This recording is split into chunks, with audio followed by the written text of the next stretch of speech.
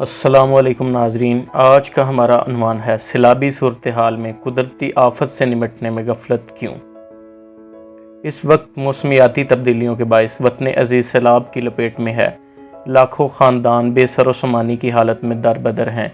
زندگی کی سینکڑوں شمعیں بجھ چکی ہیں۔ ہزاروں جانور بے بسی کی نیند سو چکے ہیں۔ کئی ہزار ایکڑ رقبہ پر محیط فصلیں تباہ ہو چکی ہیں۔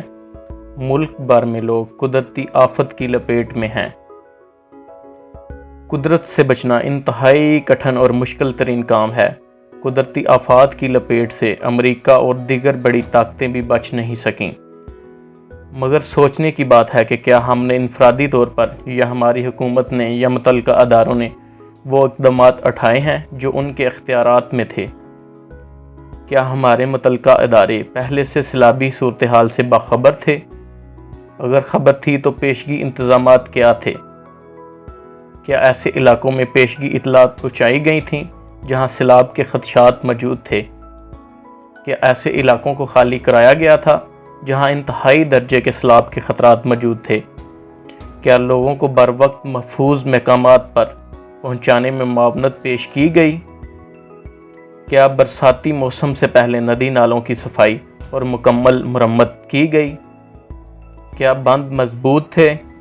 کیا ہر سال سیلابی پانی سے بہہ کر آنے والی مٹی کی ندی نالوں میں کھدائی کی جاتی ہے؟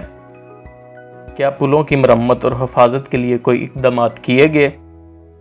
ایسے علاقے جہاں انتہائی درجہ کے سیلاب کے خدشات موجود ہوتے ہیں، وہاں تعمیرات کو روکنا کس کا کام ہے؟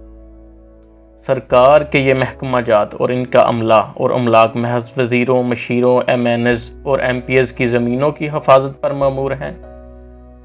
کیا ہیلی کاپٹر یا ہوائی جہاز پر فضائی معائنے زیادہ ضروری ہیں یا لوگوں کو بروقت ریسکیو کرنا؟